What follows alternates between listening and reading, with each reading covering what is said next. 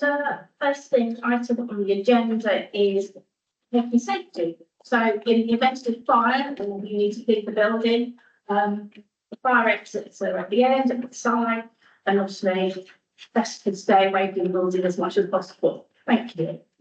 Apologies for absence, declarations of interest of dispensations. We got any? Yes, we've got two apologies, one from Councillor Glover and the other one.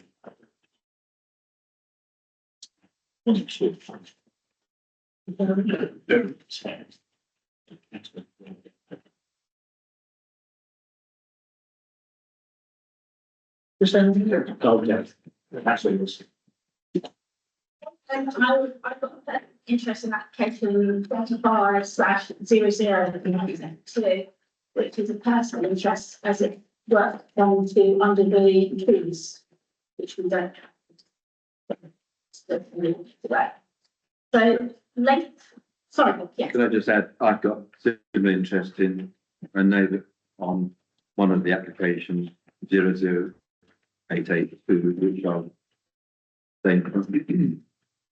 I also have an interest in the Hampton Lodge under trees. We don't discuss it, but it is part of the history. And you've probably realised that I'm doing the Oak Green Whitefield stuff, and Julie's not doing it. No, thanks, Nick. Yes. Opposed to the In the festival in the world, yeah, sort of guessed that one. Yes, Margaret. One application for grade.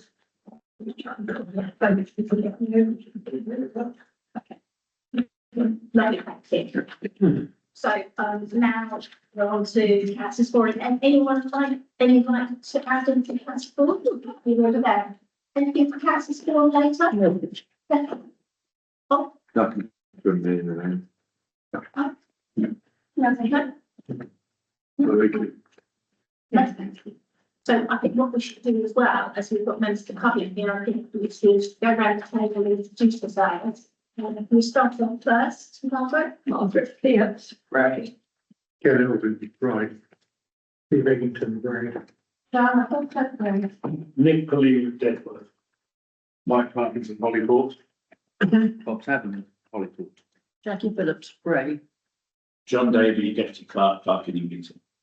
And my name is Levaney, Councillor Levaney. I'm full of board, I'm also the Bray Parish Council Planning Committee Chair. So I will be chairing the meeting tonight. Lovely, thank you, everybody. So onto the agenda. So we've got a few members of the public tonight for different items. Last thing we will do is make everyone sit and go through each and every one because they're all at the end. So I think the first one we will go through is the that is under currently on the council's forum, which is basically the case regarding. So it's not much you and this is one of the books. Public forum.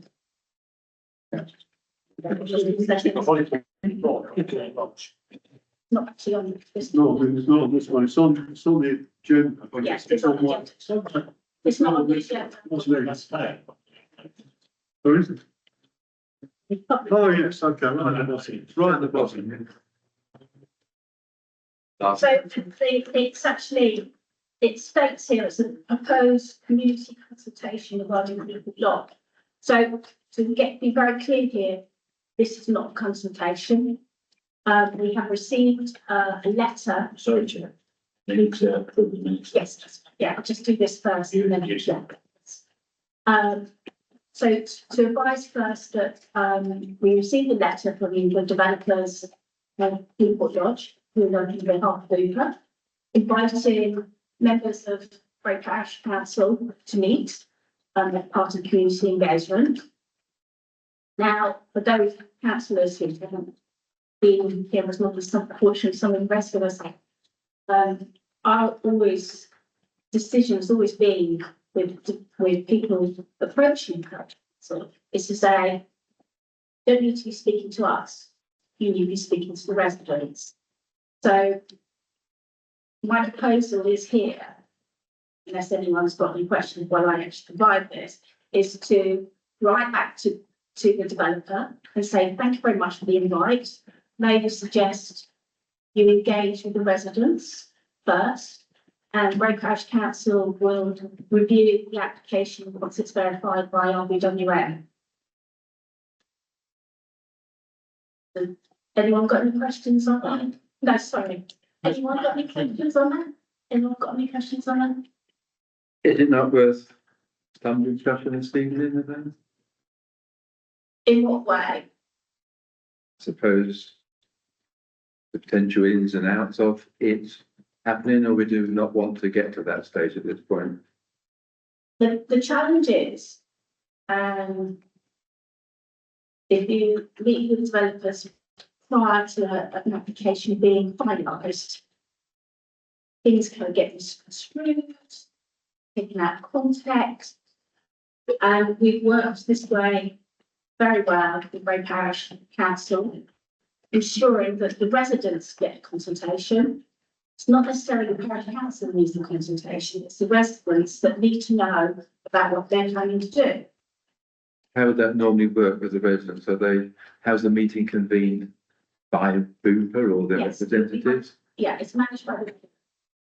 So I think of a big one, Lodge Farm. Yeah. That's exactly Sure. how it worked. They came to us and said, we want to meet with you. We said, actually, you know what, we recommend you speak to residents first and we'll wait until the planning application comes in.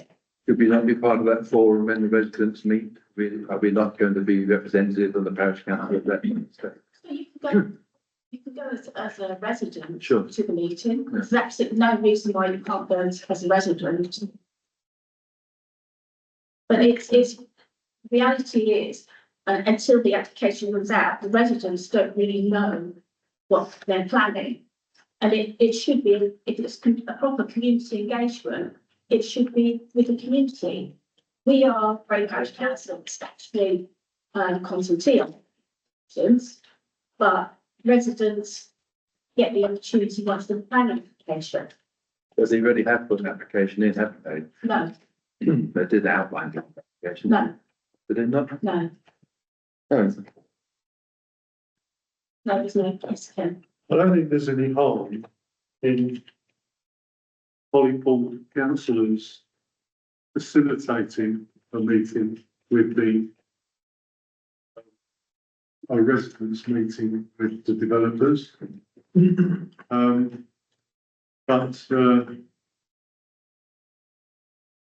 Definitely parish councillors should not go on their own. And should make it very clear that we don't make any decisions until we've been planned. I agree. And then there's, we will see that. It comes out, oh, well, so-and-so said this. When the application comes through, it's best not to go down that route. We wait and see the plans. But yeah, I agree, we could facilitate a Yeah. meeting. Not to be unfriendly, Yeah, no, I agree. but to not put your head in this. Yes, I agree. We could arrange, we could ask book Holyport Memorial Hall, and invite the developer to attend, or the developer can do that themselves. I'm just conscious of the challenge. I'm a little bit concerned that you're either fully married or you're not. I mean, that's a halfway house to a certain extent. And as much as we don't be rude, I think we either say, yes, we'll meet with you, or no, we won't, because we feel we should meet with you. I just think facilitating the meeting, how would we facilitate it when we're there? Because immediately we're there, the expectation would be we'd be involved in the meeting. And then always is danger then that. And like, that somehow, facilitating by it. facilitating it, something we're saying to the residents, well, you should meet with these people because they're good at it. So, I mean, I would feel, I think it's either or sort of. I'm trying to take everybody's views on board here. Nick, Presumably the developer has got an obligation to consult with residents. Probably, Well, they, no, they don't. We're, as a parish council, we're a statutory consultee, so they will probably do that out of to say they've spoken to us. but they don't actually have to arrange a meeting for residents to know what they're proposing. Well, it is, in my experience, developers quite like to, share their ideas perhaps before they're finalised Yeah. with local residents. Because obviously they want to try and make sure that what they do is, goes along with what residents want to see. Yeah. And therefore they're more likely to get it through with minimal objections. I agree with you. So going back to really what we should say is that, what I said at the beginning, really say thank you very much for inviting us, but we recommend you have a public consultation with residents to gather their views. We'll wait until we get the planning application in front of us. It just, just from experience, it's a better way to do it. So what, Joanne? So assuming there is a motion, my thoughts are that going to a room and having a private meeting with the developers is absolutely against any transparency, and we shouldn't do that. And anything that is said to us should be public and should be said by residents basically. And we as councillors, we have to be very careful about determination. So I personally feel we shouldn't. We should, if anyone wishes to go to that kind of meeting, they can, but we shouldn't be seen as facilitating, make it easier. I don't know, commenting, getting anyone involved in that sort of pre-application situation. I don't know what that is going to achieve. And so I think we sort of have discussions on it. So sorry. No, sorry. And so I'm a member of the public, I would say something. yeah, it's not up to the council's forum to discuss. So I'm wondering, I'm not. Sorry. Sorry, Chair, but I think we've taken things out of sequence. We should have done the minutes first. And then there is also an opportunity on the agenda for a public forum for people to. So wait a minute. So the request was by Councillor Walters to bring this forward. So that's what I've done. So he can say, yeah, you did, I've got it right. So that is the request. So mindful that John says about a comments. Okay, you could say we could do that under public consultation. So I'll give you 3 minutes, Leo, and that's it. No, I ain't just 3 minutes. All I want to say, I want to make my decision clear. I came because I was asked to come. I acknowledge the planning committee. I've chosen the planning committee for this, reason of conflict of interest. In this particular case, I'm not sure what it meant. This was the bottom of the thing. I'm grateful to Gemma for putting it in the beginning because it saved me. Staying there with the leaving. But yes, as you said, more often than not, if you've got a major application, it goes in front of the public. There's usually a massive meeting, which then goes to the press, tell them what they think, and then ask the public what they think. So it's only a meeting. Thank you, Chairman, for everything at the beginning of the agenda. And if you don't mind, I'll probably push off now. Yeah, if you want to, yes, certainly. Thank you. Thank you. Okay, so not having been involved with having been involved, in the council, with a very informal meeting where a resident told me of their plans. And councillor Bishop before. So what actually would be the format for this sort of series? I mean, would it just be officials from the applicant and the potential applicant and the council on their own? Would it be public? Would it be published? And if it's representing the council, how are they chosen? So the usual, if it's planning, it would be the planning chair and vice chair that depend on part of the council. But it is very unusual for us to do it because in the spirit of openness and transparency,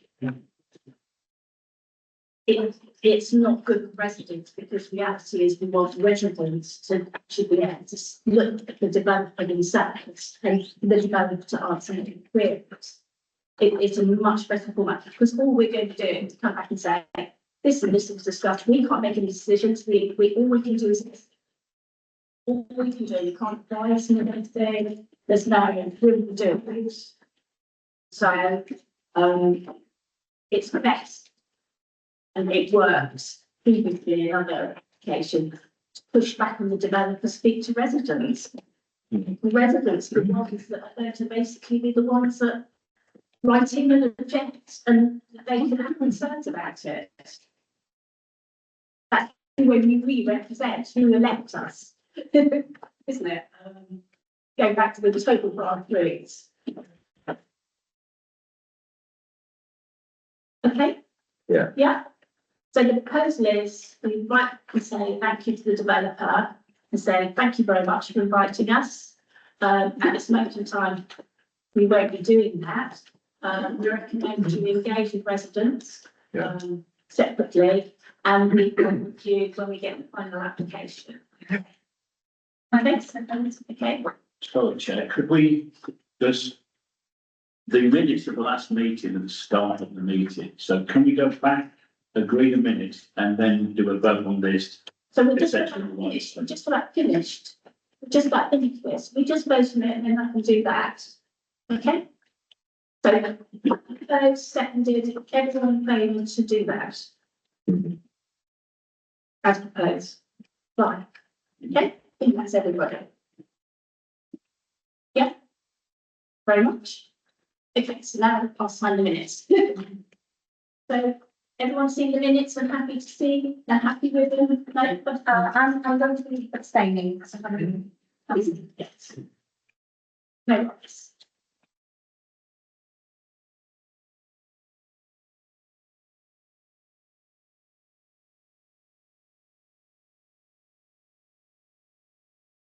Thank you.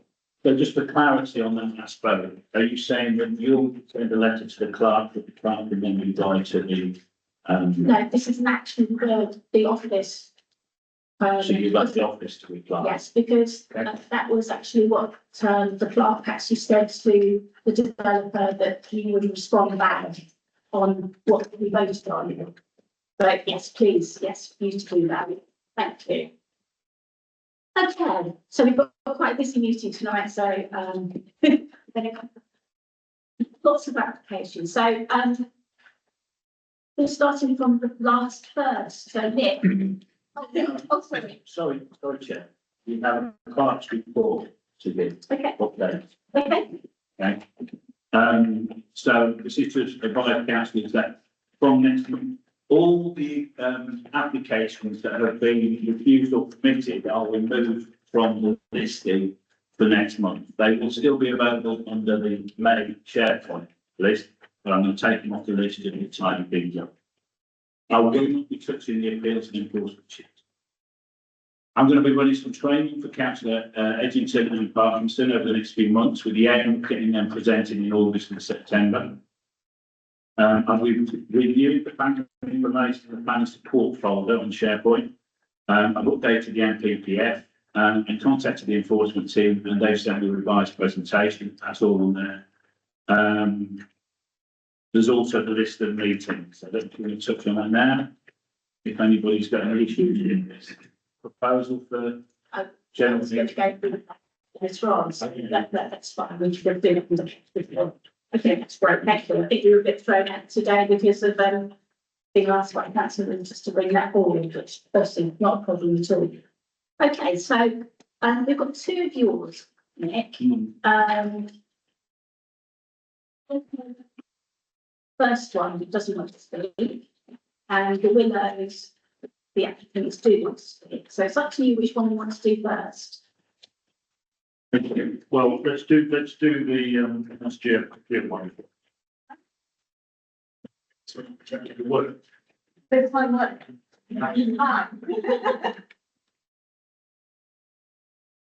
What are we doing? 766. It is, The first one on the list. 250766. Right.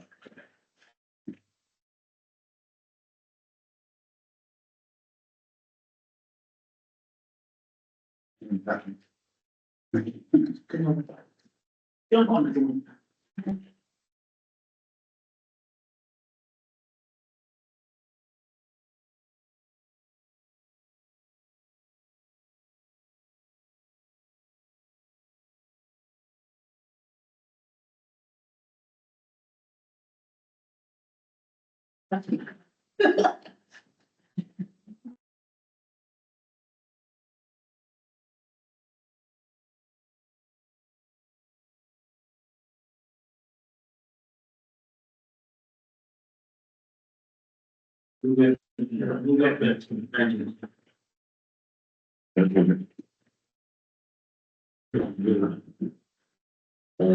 Yes. Okay, right, so this is the Oakley Green Road. The house in question, I don't quite know why it's called the Burrows here, so I understand it's called House Geo. Anyway, What's your house? it's on a reasonably large plot. Do the next one, it is all in the green belt. In fact, let's do the next one. So this is the house. It's a fairly modest 3-stroke 4-bedroom house. The applicant is looking to do two things. Firstly, to create a slightly bigger porch so that it can get a wheelchair into the porch. So that is basically what you see. I think it's there. No, it's there. Yeah. That's it. So that's what it is today, and that's what they're looking to do. So they're looking to build this porch out. They already had a little porch, but they're looking to build it out and effectively have double wheels and a ramp to enable the wheelchair to get in. At the same time, they're extending over the garage here, effectively a second floor. They're creating effectively a bedroom. So if we go back, so here you can see this is the porch extension, which is the only small extension to the ground floor area. We're talking about the 1 square metre or so. And then upstairs, they are extending this, the existing garage, they're extending over here.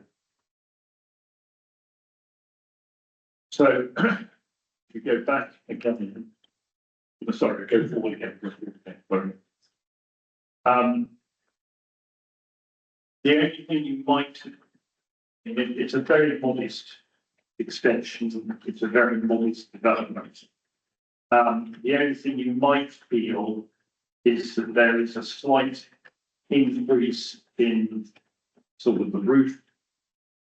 It's a slight impact on the roof belt. So you've got this a bit extra roof here, and looking at it from the start, it's more or less you've got this bit here, which is obviously coming out over this bit there. My own personal view is it's a very modest extension compared to other ones that we've seen, and I would recommend that we approve it. Councillor's got any questions? It stands alone, isn't it, the house virtually, looking at the. Yes, it's on its own, it's not attached, and it doesn't really look over anybody. Then it looks over it. The porch is being done for a very good purpose, isn't it? Yes. And, can't see anything wrong with it personally. No. It's the recommendation. Is So I approve. recommend it's pretty good. You want to second it? Take your pick. I'm recommending that for approval. Okay, everybody, here. So, Peter Willows next. Yeah. you're welcome to stay with the rest. You're welcome, if you want to say anything, you could say something, but I mean, since we've approved it, you probably don't need to say anything. Yes. And we'll speak to the gentleman, he said he was quite happy with you. Okay. Thank you. I think the regions needs this will make them very. Okay. So if you want to stay for the rest of the meeting, you can, but my suggestion is you probably don't want to. Yeah. Cheers.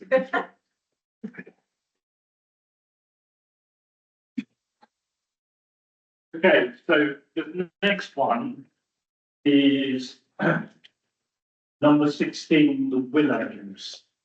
If you go one further on.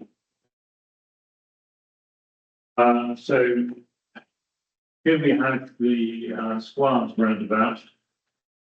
And you keep up here and then go back down Hill Bateman Road, and there's a sort of, I suppose it's a little courtyard in front of the property. This is it in more detail.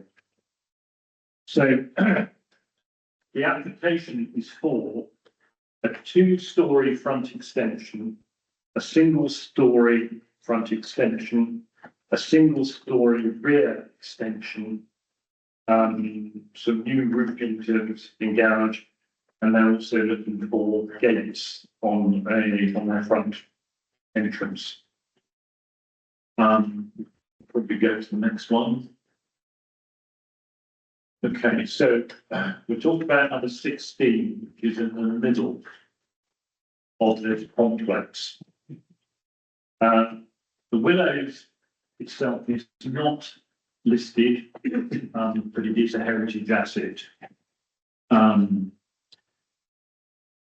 It is on the edge of the green belt, but it is also very much on the edge of the developed area. All of the Squires development just happening next door and all the other stuff on AL21. So they're in a little bit of a sort of limbo on the edge. The Willows is, well, the 16 of Willows is a mid-terrace house originally, and it was originally part of a much larger house, which was converted in the 50s when a considerable amount of the original property was demolished. And one of the outcomes of that is number 16 has a rather unattractive front gable. Now, I don't know whether it should go on. You go, because there's one more, yeah. So at the moment, this is the frontage of the Willows, and you can see it's got asymmetric windows. And the understanding is that it was effectively almost like cut off when the development was done. And there was about another probably 3 or 4 meters of building in front of it, which went all along the front of the Willows. So if you go back to the sort of composite, no, the other way, that one. So all along, this is the front. Along here, the original building sort of extended out to here and sort of out, quite a considerable way. The applicant has actually built a wall on about the boundary of the original building. But it sort of came round, and in fact, it went up quite a lot more up here.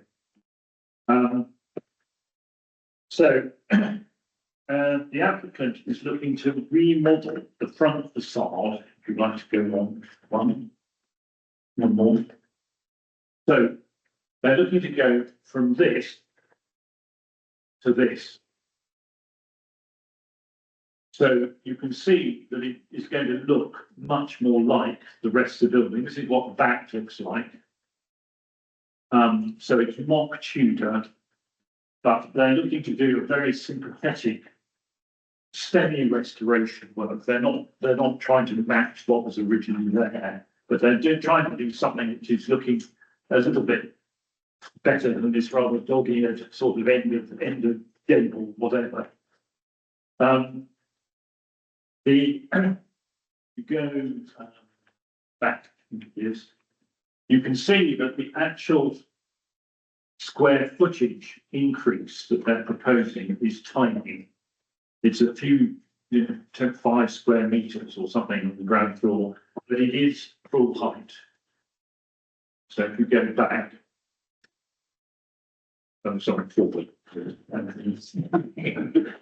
new back, the new back is forward one. So you can see that this piece, which is this thin extension, goes up 2 stories. So there's some other little bits that they're doing with the porch and something on the garage, but that's obviously the main thing at the back. At the front. And on its own as a separate thing, I think it looks very good. At the back, they are proposing effectively a single-story extension. Now, they currently benefit from a certificate of lawfulness for a rear extension, i.e. this bit. So that's what they have permission for. It's not been constructed, and they are essentially looking to get approval for effectively another piece at the side, to make it full crossing. If you go again back this time. So what they've got approval for is essentially that bit, which is, I think, what you say, 5 square meters, 8.6 square meters, and they're looking to add another 5 square meters on the side. Now, the applicant feels that this is in the context of the Willows, has had extensions all over the place and is quite reasonable. And the applicant also believes that it is possible to apply for permitted development rights to build this. It's about exactly 30% of the existing footprint of the building. And that, I think, is what you're allowed to do under permitted developments. However, both the neighbours either side, if you go back to the sort of strange composite one. Right, so the neighbours either side, number 17, which is this one, originally they had quite a high hedge here, but they've recently cut it back, and now they're complaining that if the applicant builds this, their light out of this dormer window will be impacted. I don't quite know in reality how serious that is, but they do also have another concern which relates to some sort of right of way access, and they are objecting to the gates here because they feel that there's some right of way that they have, and maybe the applicant can explain a little bit about that. Where are the gates now? Sorry? Where are the gates now? They're proposing to build gates on the front here. Oh, okay. So they have a little sort of driveway. There's a sort of common driveway area out here. But the neighbour number 17, I don't know quite what this little alleyway down here is, but they're complaining that they don't have restrictions on their access to their right of way. But again, I would defer to the applicant to explain what that is. I think with those type of things, isn't that civil rather than the planning? I don't think it is a planning matter. Fortunately, that's for the neighbours to talk to each other. Okay, so, but there is, a potential concern about light that way. And the neighbour at number 15 is complaining that they're going to lose a bit of light into their kitchen.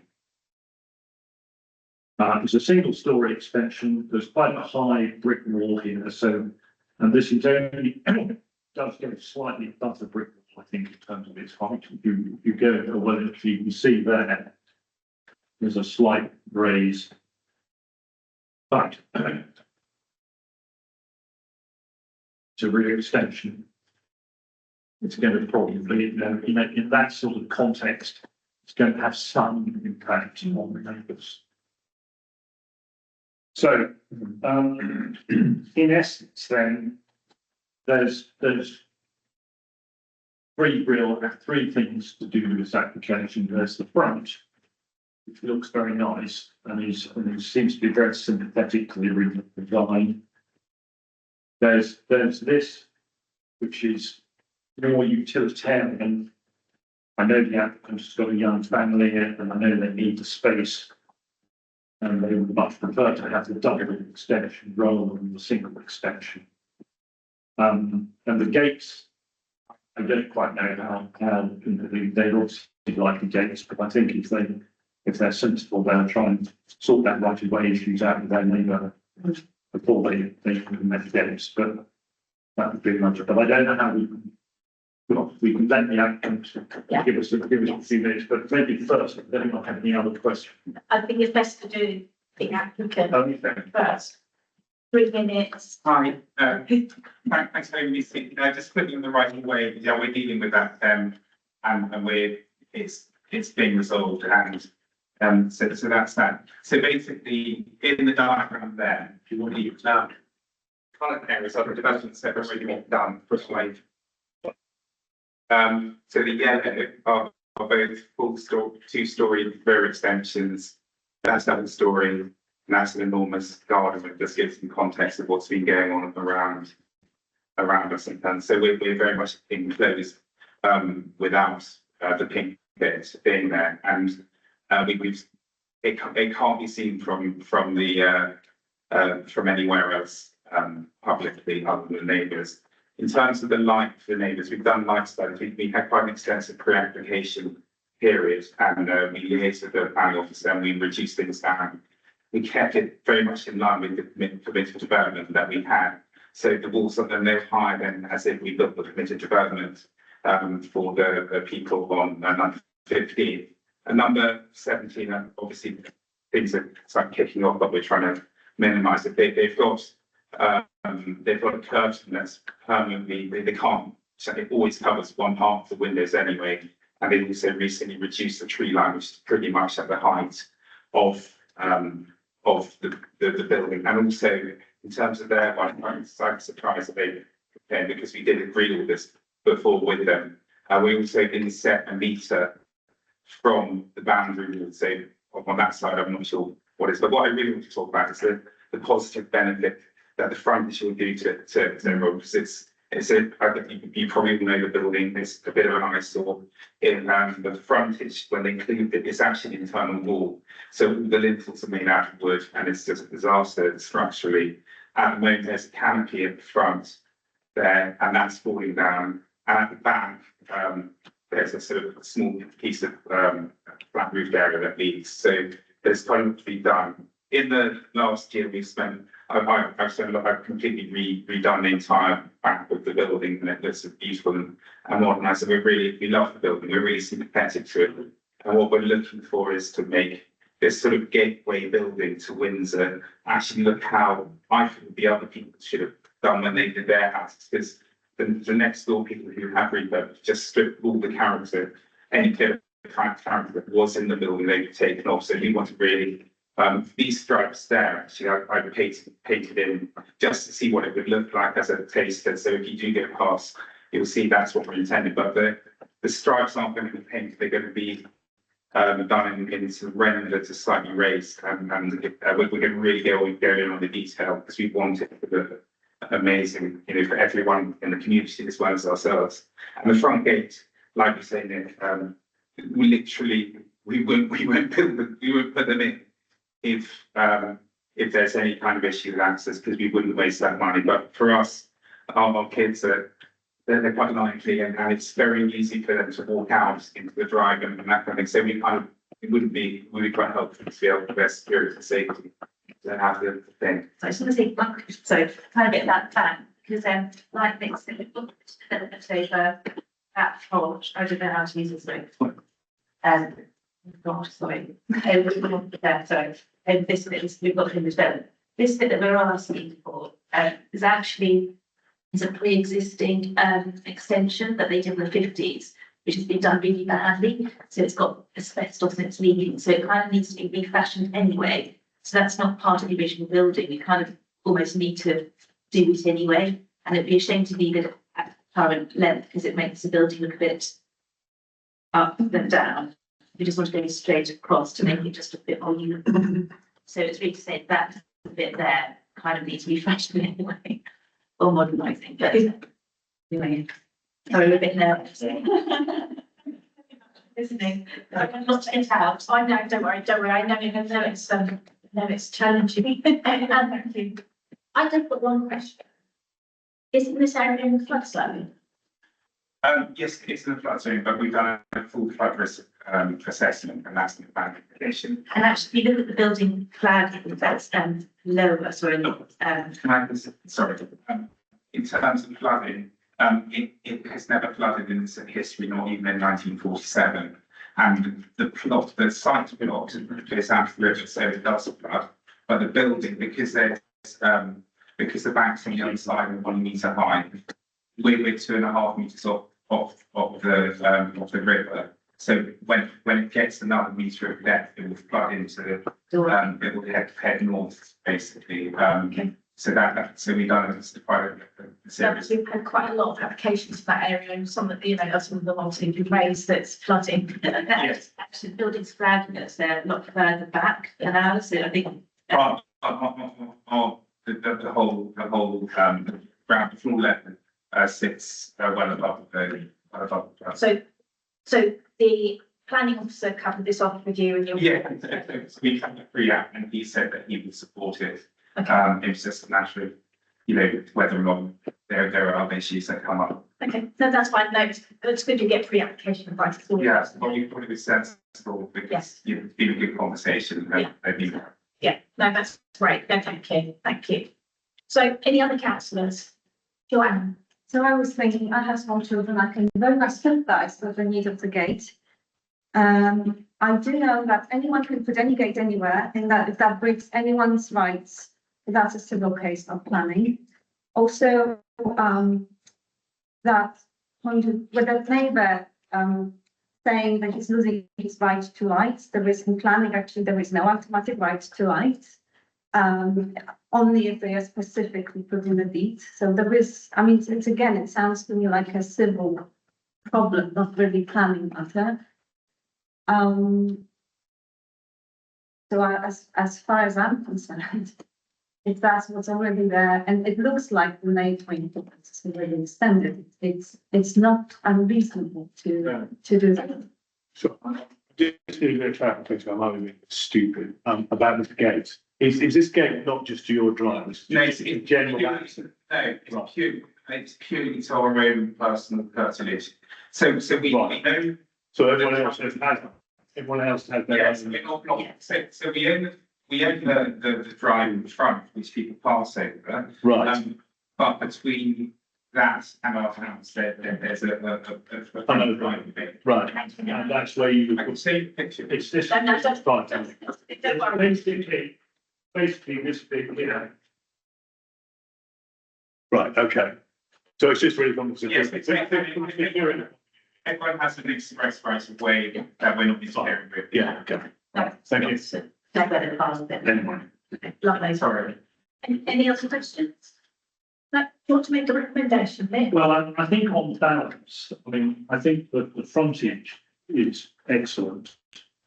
A bit agnostic about the other bit. The gates are, if we approve the gates, but you're sensible about the gates. Yeah. I think we should approve it as a package. So my recommendation is to approve it. Anyone saying the second one, okay? Everyone recommending that for approval?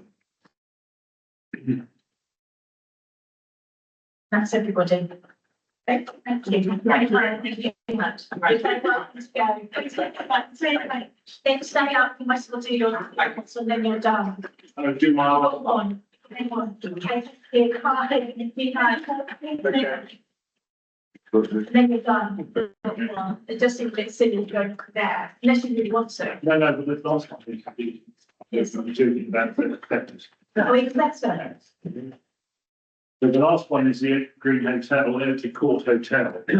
It's yet another application for some minor development. If any of you've been up there, you've seen that it's got its sort of modern block, sort of understand. And this is on the modern block. And, you know, there's some development along the bottom here. To be honest, I think they should just get on with it. It's pretty awful. But they're not going to sort of get round it. So I hope we approve it. I feel like, yes, I know. The 6 windows, it's got this plus 5 listed buildings, so if they will recommend that for approval, unless anyone's got any question. So I'd like to ask, does it impact on the way in which this property is used? This turns it into Well, separate units, presumably. to be honest, the website doesn't tell me that. If those are genuinely doors, it does say they're windows. But if they are sort of like door windows, like maybe sort of that, but That's its gravel apartments, it could be gravel apartments with doors out onto the Yeah. garden. What is used at the moment? Is it for accommodation? sorry. Is it hotel accommodation at the moment? The kids, isn't it? I think it's a mixture of stuff which is, yeah, hotel accommodation, or that they sort of rent out in chunks. You know, I think with the Eagle football team and go there on one occasion with different people, you know, they have quite big groups. I expect there's just sort of chunks of accommodation. I think there might also be a link as well between them and a private members club.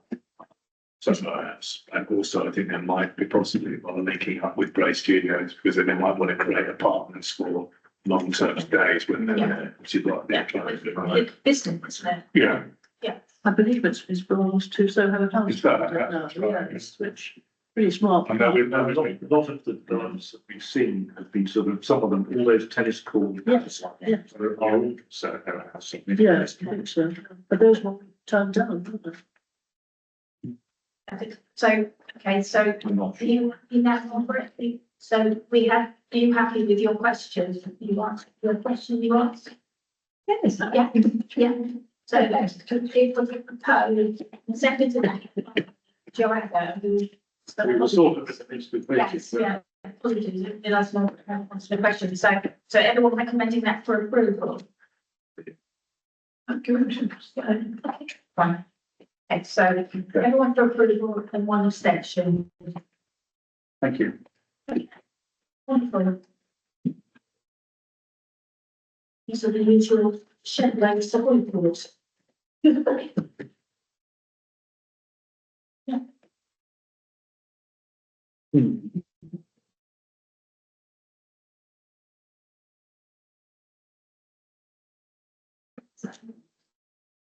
makes it easy. Just, I don't worry. I just got one of them, but you can fix it.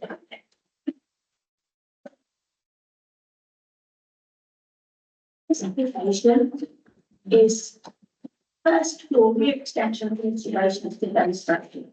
So I just Googled. Oh.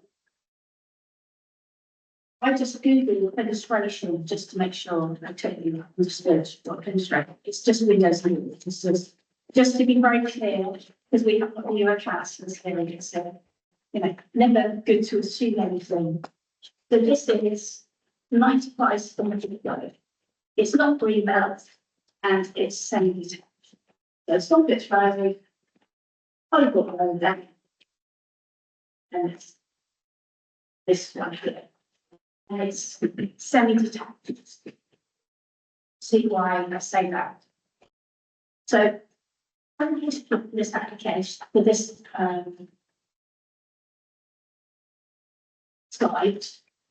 There's been 6 planning applications over the years. And the single story extension, which was approval required and reduced. They tried to do it under permitted developments. a dormer, which was permitted, and prior approval again, for single-story re-extension. Last story is two-story extension, re-extension by demolition of existing rear element, part retrospective, was refused. This application is very, very similar to that one that was refused. And to advise, the reason why BW refused it is because the proposed development, by virtue of the design, results in an unsynthetic development which harm the character and appearance of the host dwelling.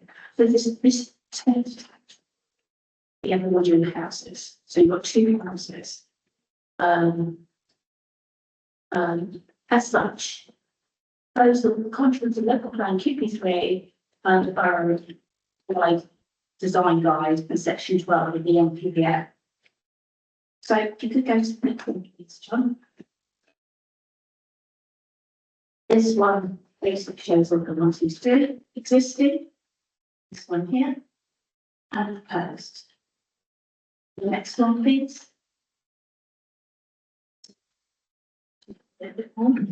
This is proposed and this is existing.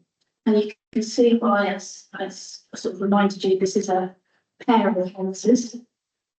This is the two-story building they wanted to do. Now, the next door neighbour, sorry, the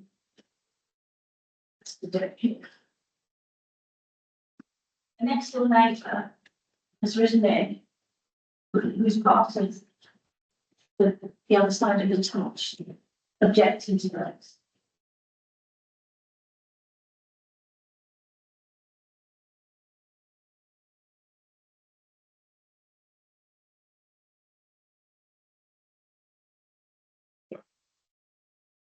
The document, the details, and basically they're advising that they're objecting to it because there's actually not much difference between the one that was actually already refused and there isn't. Also, there is a 45-degree angle, which is right. It still impacts them, and obviously you can imagine on a semi-detached house that high as a roof line to the next door neighbour with the best in the world is going to impact them. Like I said, they've taken a very comprehensive. The line of sight is an issue with them. They're saying detailed and drawings are incorrect. Because of that, the plan should be clearly shown first of all to both proper and the relationship to the next door. The plan should show the property at number 97 as it exists, not based on the implemented planning commission. There's a lot of concerns by the next door neighbour. Around the fact it was refused before. And none of these seem to be resolved in this application. I think I'll probably just leave it there for the moment. Probably easier to ask questions. Like I said, I've got the information. My computer's decided. I've got the information of why the person is unhappy with it. But basically, they feel there's not much difference between this application and the one that was refused. Exactly the same reason they've outlined, and they feel it should be. Yes, Nick? Did we see the previous application? Yes. No, we refused it. I mean, I think for that reason, because it was overbearing to the next door house. I mean, I don't know Hollywood that well, but I do know that there are a lot of big extensions around Yes. the place. Yes, And, you know, you see things like this happening in Pra's Way and other places where these, Yes. and, you know, they seem to get approved. I do hear what you're saying. I do hear what you're saying. I just, that's the fact it's already been refused.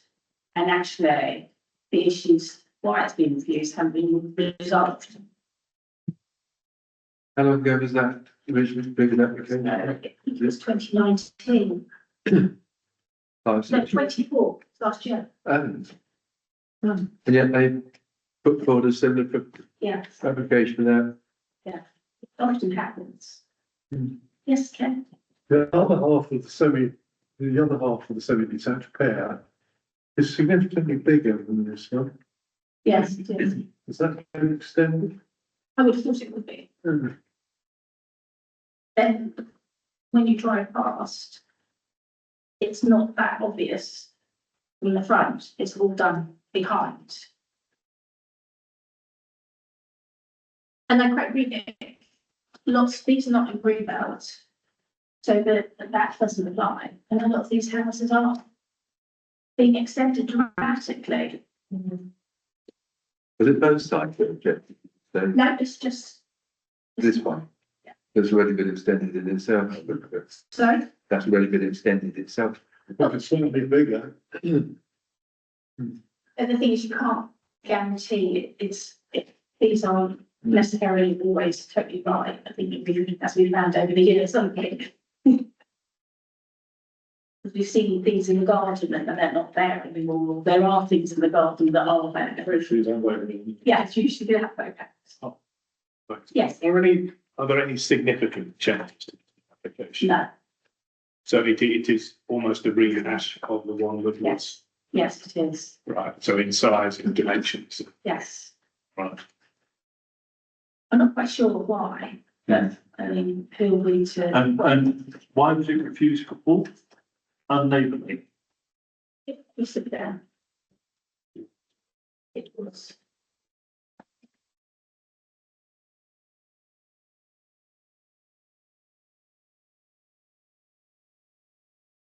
This development, by virtue of its design, would result in unsympathetic development which would harm the character and appearance of the home's dwelling. As such, the proposal is contrary to local plan QB3, which is the 10.1 of the Barrow wide design guide, SPD in section 12 of the MPPF. In English. What you want? What you want? Basically. Sorry, I didn't copy it and paste it because I'm so well, I don't think I could remember that anyway. But what did we refuse it on something more? Of course, the maximum of the impact. Yeah. I mean, just looking at it there, it's patently unfair that a 95 can't have an extension, whereas the other half of it is clearly being extended substantially. You could say, why not this way? Yeah. This is what they've obviously done. Yeah. They've gone this way. Yeah. This is what the issue is the lovelies. Mm. You know, I'm not a designer, but you know, I don't profess to know. This is the information that's on the RBW's website. And it's not a small extension, 2-story extension. Okay, it's not the same height as the original roof. So I'm going to recommend refusal. Due to insufficient, trying to think of the word, insufficient improvements to the one that was refused before, basically, and quote the application number, which was 24/00119. Well, yes, and concern the fine neighbour for joining. Resemblance. Thank you. There you go. Margaret's got it.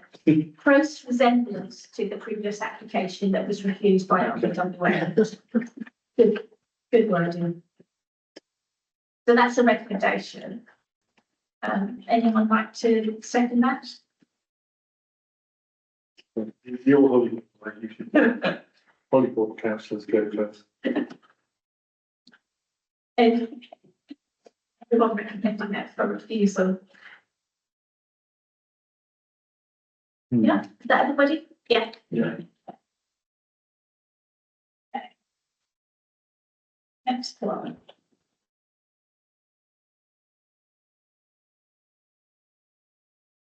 So the next one is 13 Henson's Way, Solidport, Maidenhead. This is not, sorry, so just giving you time to write it down. You've got it down right. Yes, yeah. So this one is not rebuilt.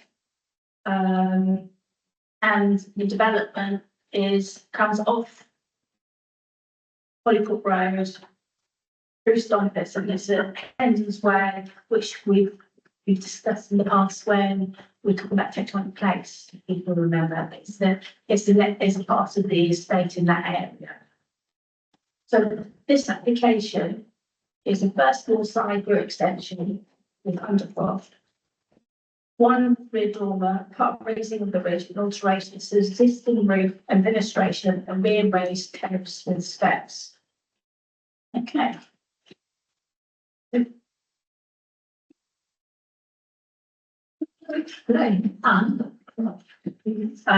Yeah, I should have Googled that. I don't actually know what that means. You're gonna, It's usually a placement with no walls, so it's kind of open, yeah, usually. Subterranean room, what we should be approving here, a subterranean room of any kind, oh, right. the cellar or vaulted storage. I think concentrating on the rest of it. But this area, as you can see, this is Hollywood Road, so you come down straight down and go up the back way to get there. So this, not remount, etc. And this is an area of extensive development. These are an area of houses with lots and lots of developments. So, you know, going through the route that we went for the last application, you know, that house is already bolted, you know. So could you go to the next slide, please? So this is existing. This is proposed. I think for me, the one that was the most concern was the new roof. I think, you know, regarding the rest of it, I think it's fairly standard with other developments in the area. But that roof line, as you can see, it practically near enough comes to the top of the chimney that's already there. So this is existing. This is what it will look like. Existing. Existing. What it will look like. Existing. And what it will look like.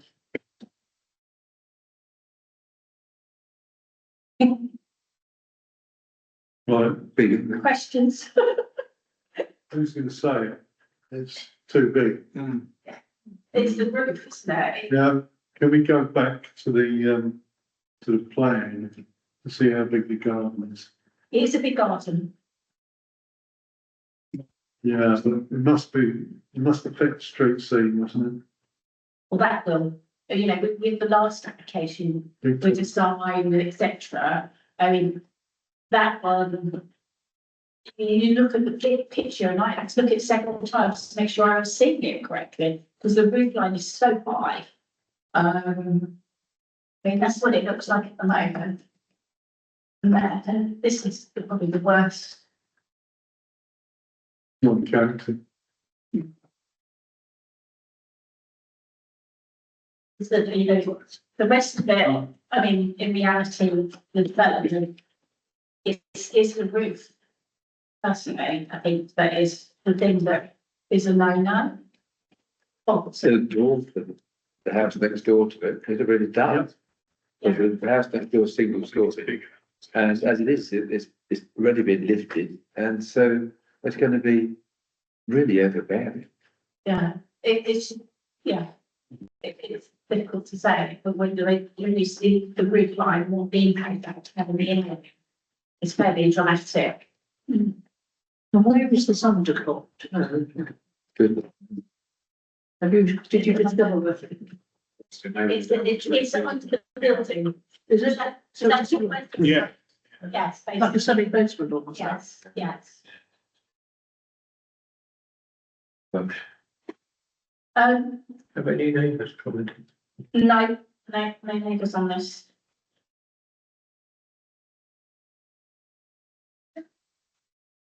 Tell the line, It must be more than 30%. tell the line, apologies. Who's supporting it, either side?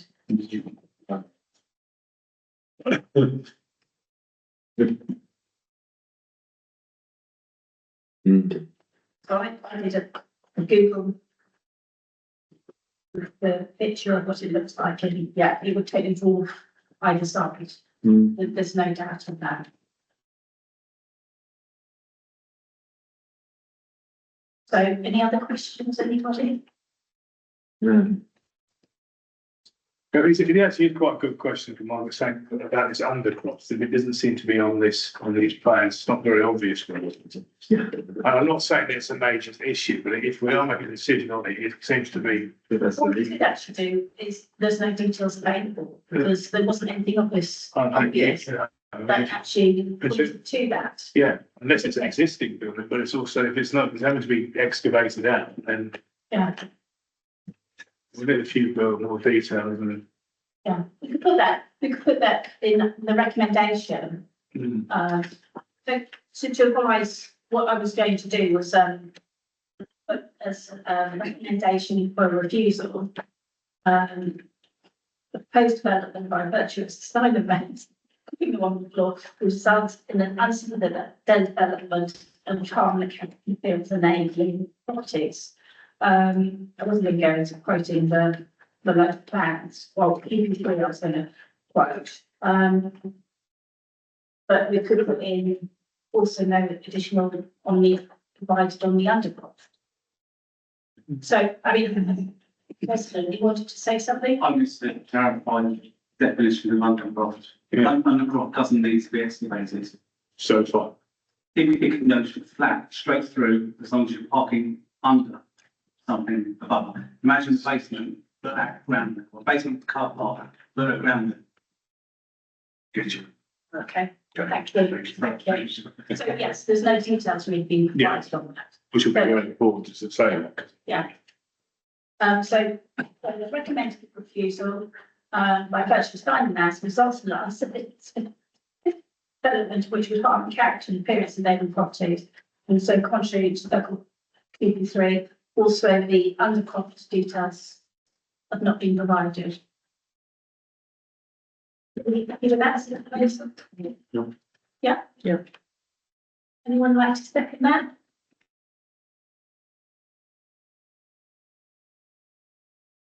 It was recommended that, It was first. but it doesn't matter. It doesn't matter. Anyone recommending that refusal? Is that everybody? No, Steve, are you staying? Yeah. Yes. And one abstention.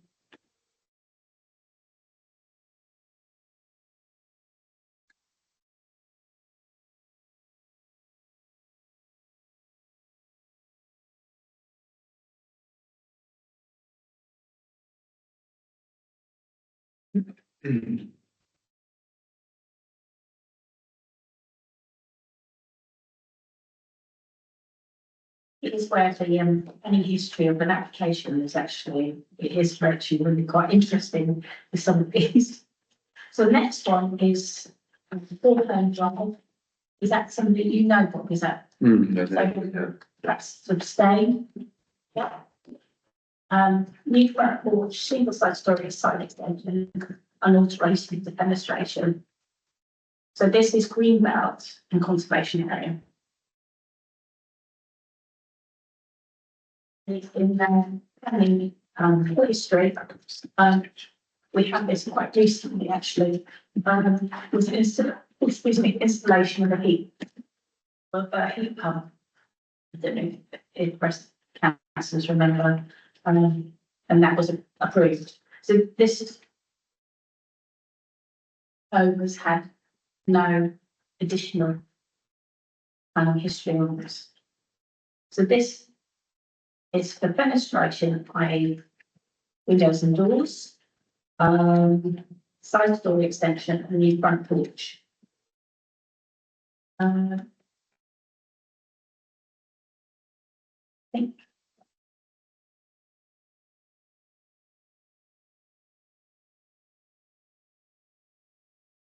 we go on to the next slide, please. This is better. This is what it looks like now. And this is how this is. In red is the new door windows. This bit is the side extension, which is very small. It's 3.5 metres high and 394.47 along. So it's not very high at all.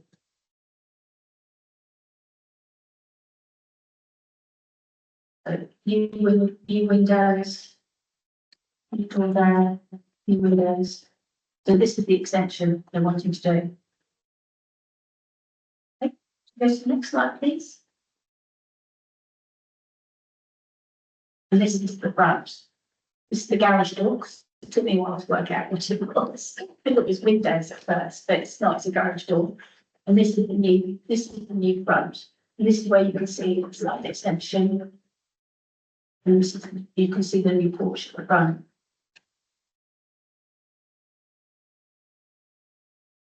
So that's it really. Very simple development. So it's really just this is the side, new here, and new windows and doors. Is the door going to be put to the garage? Is that purely just to access the garage? That's the garage, yeah. So that's just to access. Yeah, that's the to garage the door, garage. yeah. Fine. That door next to it Yeah. is that. It's the door Yeah. round back. Any questions, anybody? No? No? So I propose approval of this application. Anyone like second? Yes, second, yeah, thank you. Everyone recommending that? Stay.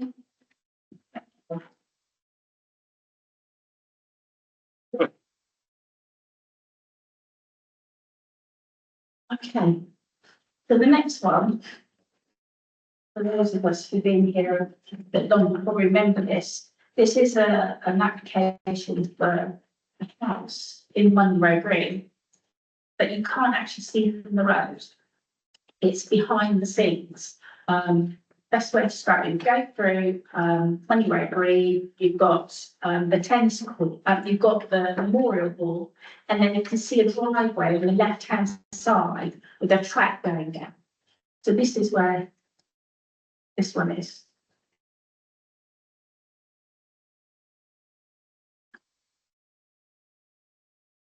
It was a house that had mission to totally flatten what was there and rebuild.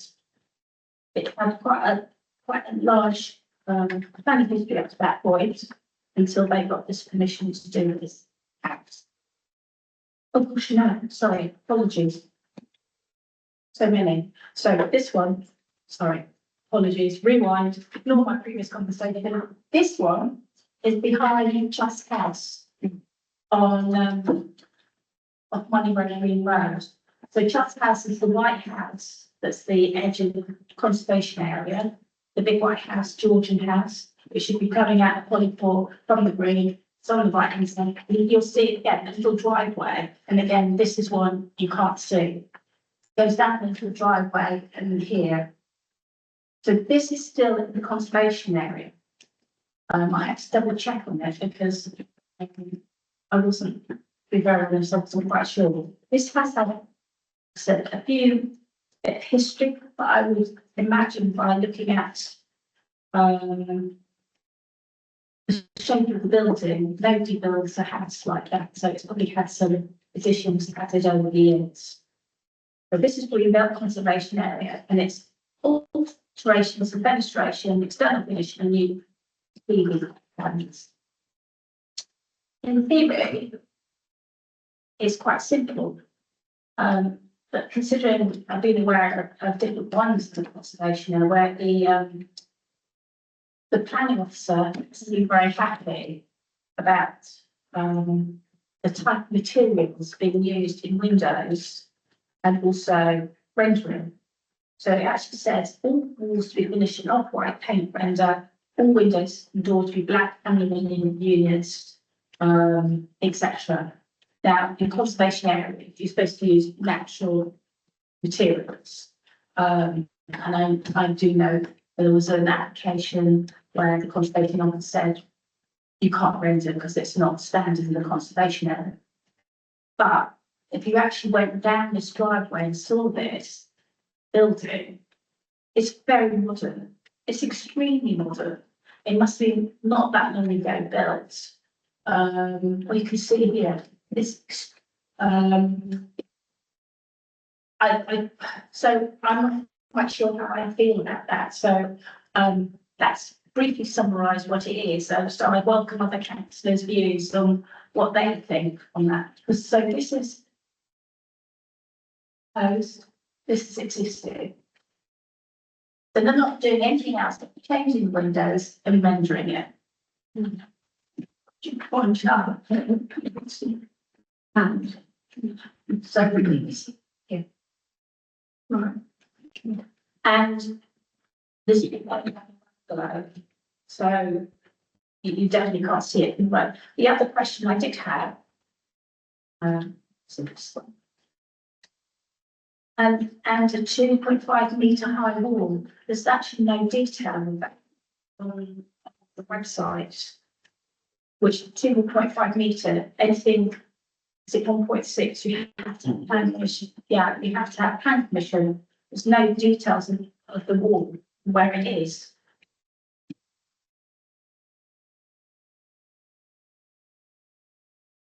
So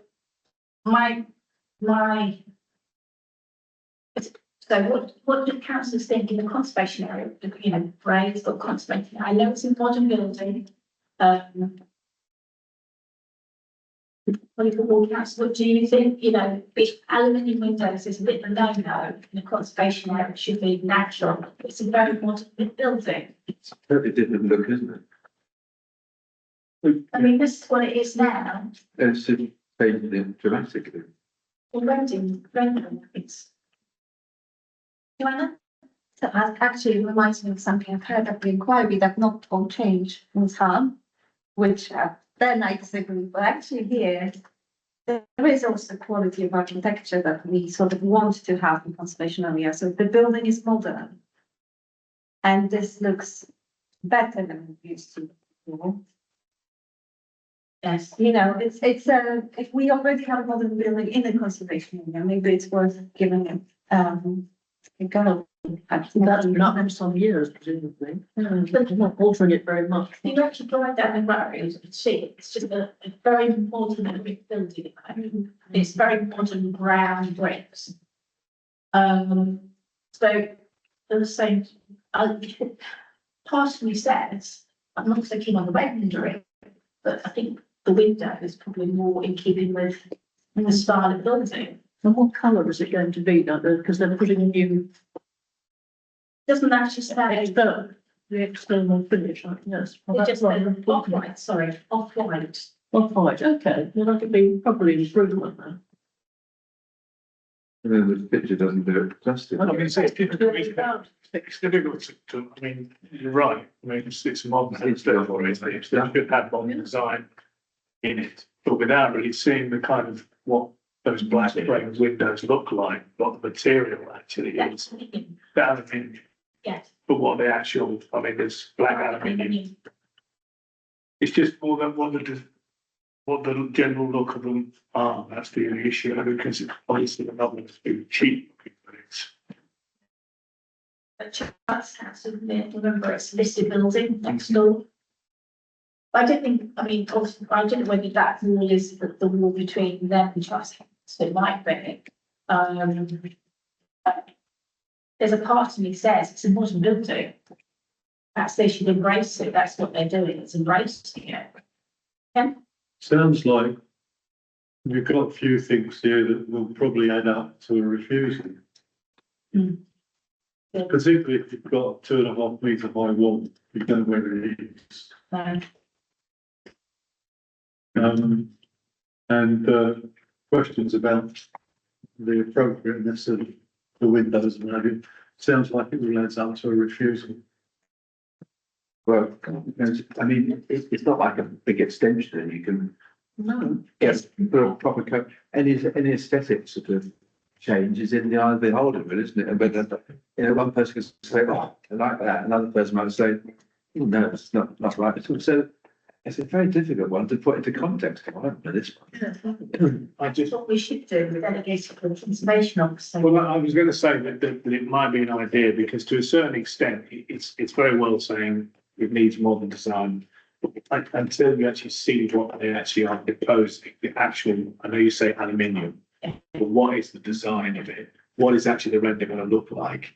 And how it's going to, you know, really look at the scene before you can't make a decision without it really having much more detail. You can say it's insufficient information, I should think, really, we don't know, quite, do we? I'll be really honest. This impression would be helpful. Just to put I concentration. do take on board what Mike said, and I was torn between yes and no, but I think as we're a little bit unsure as well, I think it should delegate to the conservation officer and also ask for the details to be provided about the 2.5. Draw attention to the lack of detail. Yes, yeah. Yeah. So that proposal delegates to the conservation officer, lack of detail. About this sort of window issue, because presumably we have to be consistent. Sorry? We have to be consistent about what's allowed in the conservation area. And I can think of a number of houses in the village which have got modern which are enclosed double glazed. Yeah. One of which is mine. And my house was built in 1837. The window over in my kitchen, or one of the windows in my kitchen, was one of these sort of plastic, metal. Yeah. So that must have had a planning permission. Everything in James' house is plastic. Well, it all depends. It's as planning policies change, and that's the thing. You know, you're and if you're with us for a while, planning policies change a lot, and it can be. And also, you know, conservation area documents can get updated, and what becomes more important, those issues, etc. So things do move quite a lot. NPPF, which is the National Framework Policy, plan, which is the government issued policies, that changes regularly. So things change very often. And that's why, in a way, it's good to delegate to a conservation officer, because you can either say, yes, it's great, it's a modern building, that's fine. So no way. Because it's not, you can't see it from the street. It's a low modern building. It's very modern. It's got brown bricks at the moment. And it looks like it's all brown bricks. So it's not exactly, you know, whether they're painting it white might actually make it. Charles House next door is painted white, which is a listed building. So you could say, actually, that's more interesting than the listed building. And as we're not sure, we're not experts on these things. That window's going from white to dark and not going the other way. Yes, it's a very bad picture. I don't understand that at all. I mean, looking at it, I can see it's, the original's white and the new is dark looking, and yet you're saying it's going from dark to light. It seems odd to me, I know. It's strange plans. I was going to say that's the problem when we represent colours using black and white pictures. And we used to have applications with actual samples of how it's going to look like. And I absolutely agree with just delegating this to conservation. Yes. Okay, so the proposal is that, it's dedicated to the conservation of an area, and that, more details provided in the 2.5 metre high wall. Yeah. Yes. Everyone recommends in agreement with that? Yeah. Who's seconded? Second, Mike. Oh. Everyone in agreement or, yeah? Yeah. That's everybody. Thank you.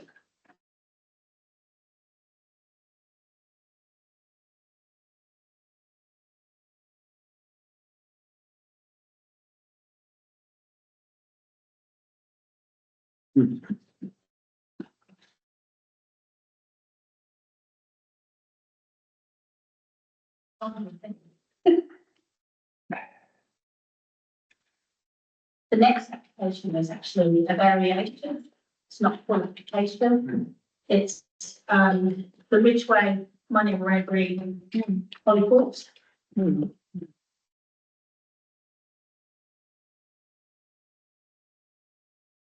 So this is the one, the other side of the road that's down the dip, that's by the, memorial hall. So what we just spoke about is just up here. This is the other side. This is the one I got confused with. This is the one up here. Oops. So the application is a variation. Variation under section 73A of condition 11. So for those that are newer, when you get a planning application that's approved, and this was to knock down a house and rebuild it, you obviously get a lot of conditions. So this is a condition to substitute those plans approved under 23/00721 for replacement dwelling. So what the actual changes are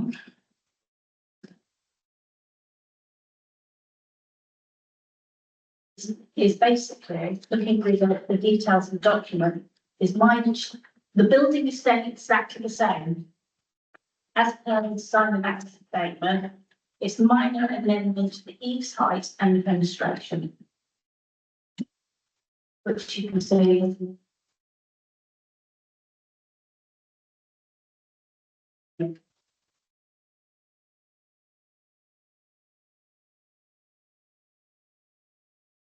Again, fenestration, doors, windows, etc.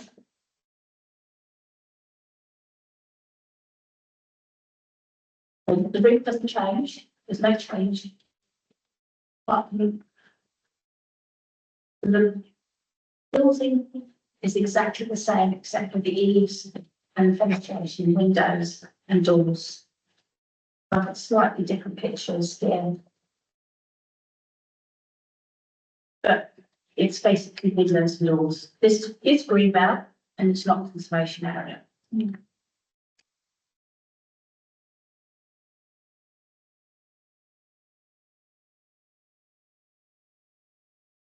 So, any queries on that? No. My recommendation is to approve it. Yeah. Anyone like to second that? Second, people recommending that for approval? So the new accounts, this, you get that quite a lot with developments, you get them coming back. You know, once the house gets built, they often want to vary, change things slightly. Because what seemed a good idea at the time, when it's actually built, sometimes it's different. So.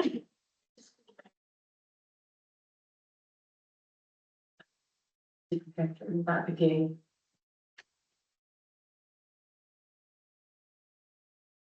So. Is Hill Farmhouse, Ascot Road, Hawthorne Hill, Maidenhead. Now, this application is Ascot Road, and it's this is Long Lane. A lot of people know Long Lane Farm, Long Lane, and it's the house set. So this application. This is Greenbelt. First floor site, rear extension with the balcony. The nice thing about this one, it's already been approved under a pretty previous, application. And I'm not quite sure because it's only been 3 years, but I thought it was 5 years, but if it's 3, is it 3 years now? So it's obviously expired. Exactly the same as what I said before. So they're just wanting to renew the planning application.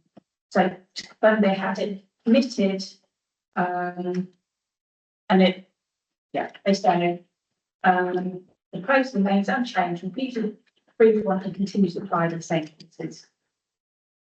So my recommendation was to approve that. Anyone like to second that? Anyone recommending that for approval? Okay. Is that unanimous? Yes, yeah. Oh, sure. Last one.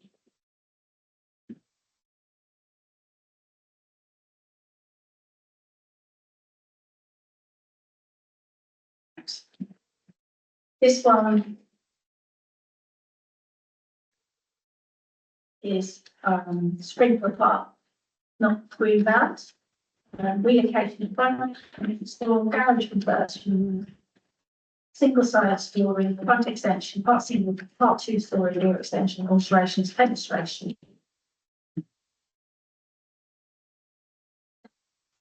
Next slide, please. Already had the bus room. This is Sprinkler Park. And Sprinkler Park is obviously an estate that's had considerable developments. What they're wanting to do, this is how it has no previous planning history at all. But it's a house that's been not previously developed. So this, I would imagine this is probably done to permit development at some point in time, because I've said nobody builds a house with a little bit on the end. But what we wanted to do is add, this is existing, this is proposed. This is the bit they're adding. This is the bit they're adding. This is the existing bit here. You can see where they've outlined it in blue. Now, it might seem very big, but this is, there's a lot of this development. It's not Greenbelt. That's what it looks like now. And that's it with the extension. This is the extension. This is this bit here. Any questions? Obviously, neighbours. No, no. Can we go back to, that's the sitting on the plot, please?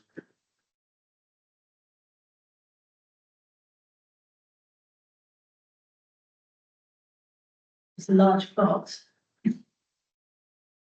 This is the front of it here. What are they adding exactly?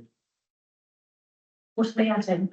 They are adding Number of bedrooms, a particularly. bedroom, yeah. So it's now 4 or 5. It is now 4 bedrooms. And we've done away with, Suite, we've done away with the garage. yes, So the question is parking. parking, yes, 3 cars, yeah. Yeah. You need 3 cars. and there's parking at the front of the house, Enough for 3 cars? yes.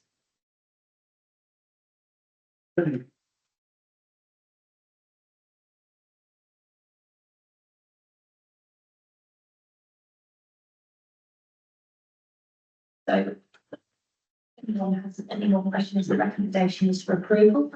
Anyone like to second that?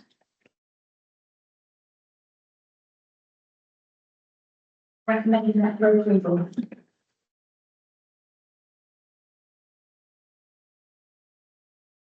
Against? Staying? I don't think I just said it. It works. And I take it personally. Okay. Do I Yeah, have? I'm still wearing gallantries, but the horse is bolted. I don't have to do one of the garages, but there's no planning rules that, Well, no, like I say, the horse is bolted. yeah. Nicely finished. Okay, so now that's to Bray. And then Joanne has got three, but one probably quiet. Should be very quick on this. Yes. Okay. So, okay, over to you, Joanne. No, I prepared to stand. I'm so sorry. So we are starting from Bray Village. Hanover Cottage is right in the middle of Bray Village. It's opposite the Dark and the Hind's Head. It's so it was built 1736. House was divided in 1950s. Currently, there is Hanover House and Hanover Cottage. Now we are talking about Hanover Cottage here. And what they are, so we are in the Greenbelt settlement of Bray, in the conservation area. Now, this is very interesting because it looks like with a new judicial opinion that is affecting planning, it's not enough to no longer say it's flooding zone 1, 2, 3. So they are informing us that the surface water flooding is very low risk. Fluvial flooding is a low risk and groundwater is unlikely. This is not a listed building. However, Hind's Head and Fabdag are both grade 2 listed. Now, in 1991, owners of the house got permission to build a conservatory at the back of the house. It was finished in 1992, and since that, they lived with a conservatory at the back. Okay, yeah, that's actually better here. They are saying as this is a vital part of the house and everyday living, this conservatory is no longer serving its purpose, and they would like something more modern and in keeping. Hanover Cottage was extended once. Permission was granted in 1989, and then with some extensions, it was finalized in 1999, but it was a completely different part of the house. So what they are asking for, if we could see the floor plans, is to oops. Okay. Best picture to look at. The red line is what they have, and this straight lines is what they want. And they describe this as a marginal increase in footprint, and I would agree. So instead of a very traditional conservatory, they want flat roof that will actually decrease the bulk and mass of the building in the conservation area. This extension will not be visible from anywhere. There's no car park that height and that limit. They are described materials. They all match the existing property. This is not creating any additional bedrooms. This is basically replacing what almost already is there. There are no comments from the neighbors. They don't been asked, and nothing really came back. Before I say anything, any questions? Any thoughts? It's quite standard, isn't it, when people have existing experience, they get to a point and they want to confirm it. But you didn't used to have plan condition per se, conservatory. Oh, they did. They did. Was it, it was cheaper to install, wasn't it? Because you didn't have to have the foundations as much. Well, there are conservatories and conservatories. Yes. Better than others, yeah. Some of the oranges. you have to put proper foundations in once you convert to a room? Yes. Do you? Yes. Yeah, yeah. Right, so just to be very quick and move on, because the next one will probably trigger some Yes, conversation, is, I would recommend for approval. I don't see how this is, it's actually technically. I used to say that. Amazing. Amendment for approval? Approval. I'm not encouraged. All right. Okay, so everyone else, apart from Barbara, who's abstaining. Thanks. Okay, the other ones. Okay. Deep breath.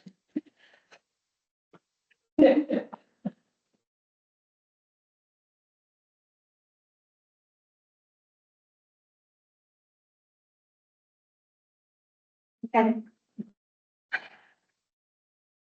Before we start, this is not to discuss the development at all currently, because this has already been approved. There are going to be 99 houses next to these houses. We're not talking about that.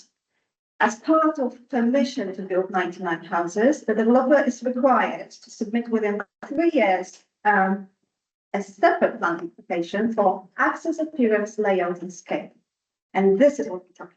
So yes, there is a plot, we all know that plot. But I mean, I would actually like to see the next slide. So we all know where we are. We are next to Thames Hospice, the big field that we all knew what's going to happen to it when BLP was approved. So what we are talking about is everything in yellow on this plan. Everything else is not for today. There are pages and pages and pages and pages on the website about what exact plants are going to be planted where. And yes, they are required to do that. And what exactly drives are going to be there. So it's only that, only the appearance and layout.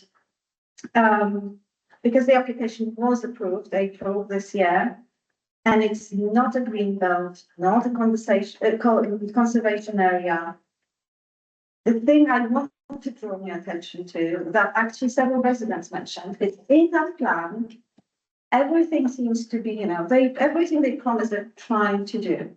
The only thing that is controversial here is the footpath. And if you use that footpath nowadays, you can basically start with Oldby Lane, Monkey Island Lane, and go around the whole lake. Several people, residents, mentioned that actually, when we look at this plan, yes, there is some yellow, but we don't know what's there. As part of the permission they were granted, they were supposed to give 10 meters buffer zone from the lake. And that was supposed to be kept wild. There is nothing on that plan that says that. We can guess that something is here, but it's not very clear what is there. So residents are talking about, you know, they want some reassurance about, are they going to be able to go around the lake, or is it something that's going to disappear? Most of the consultees, because it looks like most of the consultators are back by now, are saying we're okay, apart from environment agents. And environment agency said, first of all, there is no sufficient information that the proposal will not increase the public risk. This is one. And the other one is exactly about this buffer zone. It's supposed to be 10 meters and they cannot see anything that is compliant with what was being promised. And actually they are saying it was applying for planning permission condition 13. If we need that, it looks like condition 13 is not being met. Apart from that, there is a Parks and Countryside Access Officer who wrote, and she works within Royal Borough, and she asked about rights of way, because there is no established right of way here. However, this path is being used by residents, and then the situation is that, you know, unclear what that means. So, I've managed not to talk about 19 houses at all. I think we should also be worried about this. And I'll leave the floor open for questions and thoughts before I say that. I think. I've lived next to this lake for 40 years plus. The path around the lake is not a public footpath. It's a permitted path. So the landowner can open and close it as he sees fit. The requirement for 30 metres, 10 meters back. 10 metres, 30 feet, sorry. I was thinking if you go along that path, walking that way, so going towards Windsor, you then bump into the hospice. The hospice hasn't got 10 metres. That's a requirement in the planning. They were given permission along this. Yeah. That's all very well, but you're not going to get 10 metres. And the amount of land you've got between the hospice fence and the lake, or indeed this development and the lake, depends on the water level in the lake. And the water level in the lake goes up and down. To such an extent that at times it has been up the side of my house. So, I don't know, that's the facts of the matter. How that dovetails into this particular planning application, of course, is another matter. I mean, I'm not that regular visitor. One of the comments from the community is from a group that claims that they walk this path often. They often. And they claim they use this path on a regular basis. They wouldn't like to lose it. So I don't think it's. Sorry, Joanne, I don't need to interrupt you, I'm just conscious that it's up against time as well. As Ken said, they might have walked it, but if it's not permitted, they can shut it. It's unfortunate, it's a fact that it's, but Nick. Presumably it's permitted by the gravel people. Yeah, right. But the fact that it's been used as path, permitted or otherwise, for 20 plus years, must at some stage must be able to be converted from a permitted path to an actual right of way. And I would argue I have used that path for 20 plus years with different dogs, 3 different dogs. And this is, please don't. I've got another point. Okay, just that, I think there is if the owner of the land is able to close that path for 1 day a year, this is not a public. That's all you have to do against the closing. You have to close it to prove you can, and then you can't claim it's public. Just for the matter of clarity. Okay, because the other thing about this application I'm concerned about is what are those blue lines? Yes. Right? Which. Right, and where are they going out on 308? When you actually look very closely at that map, they are not going, there is only one. This one on the left that goes out. All of the rest, the 2 of them, stop right by the hedge. Okay, well, I understood that originally the idea was that they would share the entrance with the hospice. Yes. That's right. Yes. That's why the elevators are going to be there and people can come out. Isn't it here? I mean, I'm so sorry, my eyes really get lovely on this. So we should be objecting to that northerly exit onto the 308 and requesting that they reduce, that we reduce the number of reduce the hospice entrance, which is a pretty sizable entrance, and they can just have a turn left to get into the housing estate. As I recall, there were applications refused on this side.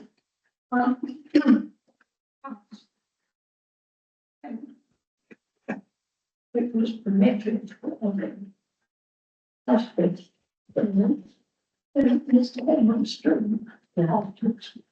Yeah, it originally was Greenbelt. The hospice was allowed to be built in Greenbelt. And the land next to it was allowed to be the BLP and taken out the Greenbelt. The other thing I would say is that these bloody reserve matters, you can forget reserve matters. You're effectively approving this application, as we discovered several times with all these AL21 ones. The fact that they aren't defining the number of houses, you can see by these things on the right that they have actually worked out precisely where the house is going to go, exactly who's going to get where. We are approving this application, whether we like it or not, if we approve it.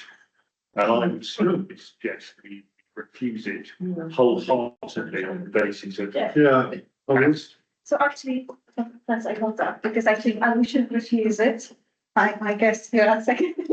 Oh, totally, because it hasn't got the detail and there's still too many questions. Okay.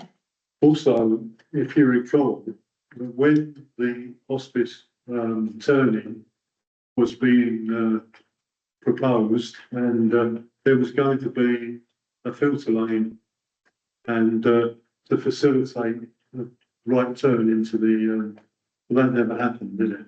No. Well, see, I mean, why could you still do that? I think I understand it rightly that you have to do that for 40 miles an hour. And 30 miles an hour, you don't have to do that. So it's not a requirement for the developer to provide a filter lane if it's 30 miles an hour. So unfortunately, it was a bit of a, even though it's good to be 30. Just let's say it's only just become 30 miles an hour lane, Exactly. but when the hospice was built and there was a turn right lane, it was 40 miles an hour, and it was not done. In exactly the same way, that's the roundabout in the Bray studio and an application. It's there. Okay. But there's a lot of jiggery pokery going on here, so let's refuse it. Yeah, okay. Right. So, sorry, I'm proposing refusal. I guess I'm being seconded. 100%. Yeah. So I think what you need to be clear to help on the job is to help why you, I suggest if you've got it written down. Yes. Or to help. Yes. If you've got it written down, read it out to us quickly so we know what we're voting for. Yeah. I don't have it written down here because all the conditions, especially 13, is, and I'm happy to send it. Condition 13 was 10 meters buffer zone, but I don't have the exact wording of that. So using the 10 metre because the condition 13 buffer zone not being included. Access. Access should be marked as this. Yes. Office. Yeah, hospice entrance and exit. Also, Status of the footpath. Footpath, Seek agreement from the developer to ensure that's put Yes. in place, basically. But you should just put it that way. Yeah. Just one more thing. There was a north-south footpath that you could get onto from the A308. Walk down the side, yes.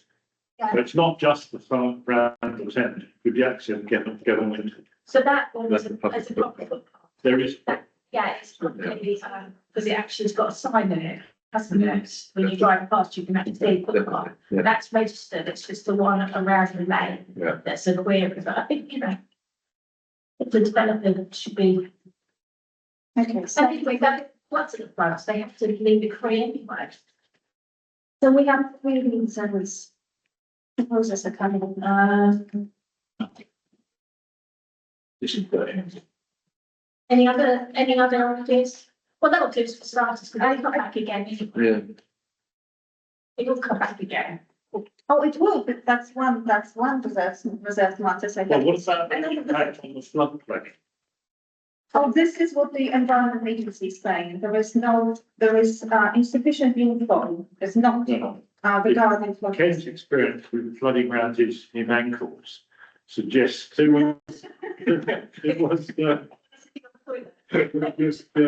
was just a few months before I opened the Jubilee River.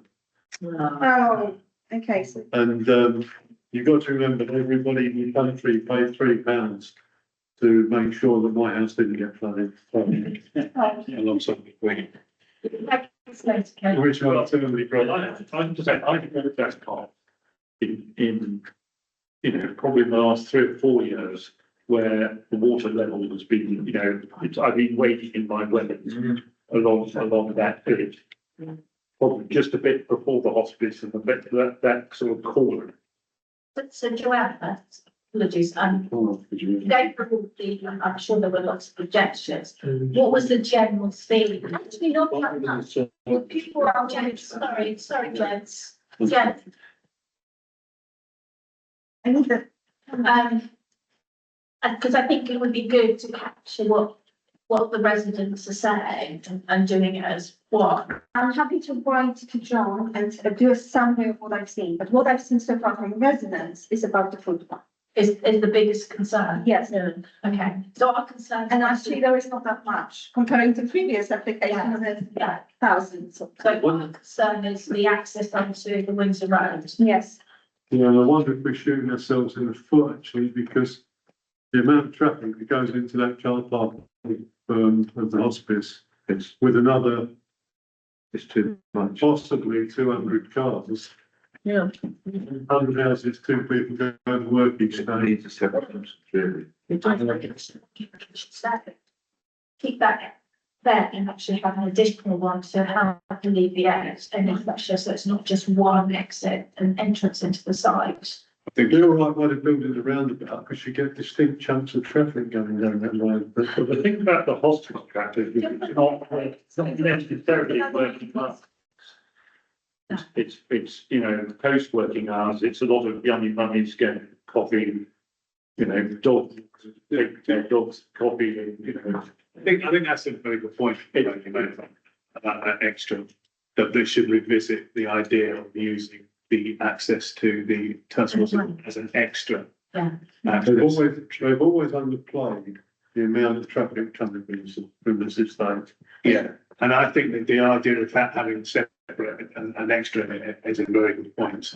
Because you've got 99 houses, You so have. you've got a minimum of 99 houses. You have, and you've also got 9 houses, which their exit is nearer probably to the sense. Yeah, the hospice, but like, Yeah, the hospice, but there was a- they won't have to put it so. Yes, good point. If that's not, I mean, the land, it's not. That's bad. Taxation. Okay, we need to just close this off. So I'm proposing refusal of the seconded Athenians vote. So it's, okay, it's just be very clear, sorry, and we've had lots of additional conversations Okay, around the footpath, so it's condition 13, yes, access. yes. Access, suggesting, yes, that's good one access, but to share with hospice access as well, Yes, and flooding, flooding. which we know there is Yes, no we- remediation issue. Right, and then the environmental agency have raised that as well. Yes, Okay, so that's where we can back up that support. So it'll come back to us again anyway, once that kind of report comes in. Okay, so that's So correct. what are we saying about the access? Are we saying we're going to allow them to have that access? And have the additional access by the hospice as well, as a secondary one. Every access should be fought tooth and nail. Because it just adds to the stop-start nature of that road. Yes, it does. So limiting accesses, I think, is important. But And if there's, forcing them to use the hospice and we get the hospice, if we get the CIL money and get it or whatever, to create a third lane in reverse, you even won't if be it's able 30 miles per hour. to, they, Yeah, I think you've got to, I think what you're saying, Nick, but I think you've got to be realistic. They're not going to put a filter lane in. I mean, that's 30. and also, You're going to do it. you've got to be slightly cognizant of the fact that the Thames Valley Hospice is by its nature, you know, people going in there visiting who are, Yeah. and if they get snarled up in traffic at a time when they're trying to deal with what they're dealing with, you have to be cognizant of that. Can I just- Yeah. sure. I didn't want to interrupt. Okay, I'm going to go. I've tried not to read the previous application with thousands of documents, but there is actually something on it that says that one access was not sufficient as per Yeah. policy, because there's 99 houses, and I think you can only, and I don't copy on it, 55 houses can have one access, and if it's beyond, there have to be two. Well, happens if you have 230 odd houses and Yeah. only one open 1 inch. As I said, this was a previous. Tell me that. Don't want to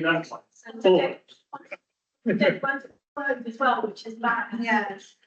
Okay, well, right. Which just shows you the quality of the BLP. I think, okay, I totally get what you're saying, because next, I thought, how I'll fight with that, and I spent hours trying to.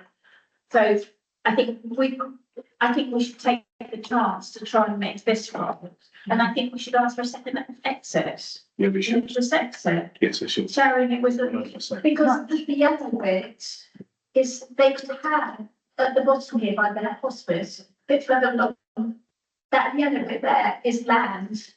That's all the developer's land. Yes. He could make that as a wider thing for the hospice as well, and make it as proper display there. Tell me what. Yeah. Yeah. It's going to have to change his road layout, probably lose some houses, which is a bit inconvenient. I think it's pretty hard with two. I think that's their problem to sort it out, but I think we should recommend it, personally. So that's the recommendation anyway. So recommendation is refused. Well, we recommend you to refuse it. Yeah, so, yeah, the recommendation is, that's the rest of the recommendation. The recommendation is to refuse, as per Joanna. She's proposing it, but don't like to second it. I know we're all tired. Next second. You second it, you second it. I'm happy to, everyone recommending it for refusal. It will come back again. It's the Right. Okay, last one. So the last one I'm going to present is a bit of a cherry on the top of everything you said in this room. And it's a result of enforcement inquiry. And I'm going to present, but as I stand now, I'm going to tell everyone I don't know what to do. Right, so we are on the side Ferry Road, which is the house that is just right to next, just next to the bracelet. And this one here. So here is Waterside Inn. Yeah. Here's that house, here are rows of houses, and here are some houses, and bottom line, we are in the middle of great conservation. So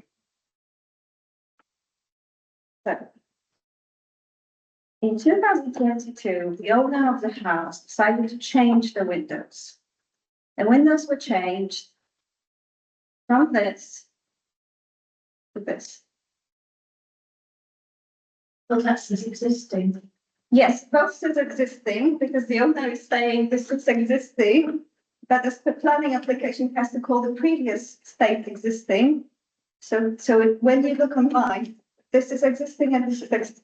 Okay, so I'm trying to make everyone understand. So this was there before. This is what we can see now. This door to garage, that's a planning application, and that is not part of what we're talking about today. We are talking purely, if we can have another slide, the next one, about windows. Is there anything on the side? So all those windows that are different along that road. That's it. Okay, so you have to believe me, there are windows on the side wall facing the Waterside Inn, and the same thing happened to those windows. So there is no multi-paneled windows as And all the rest are, just the front.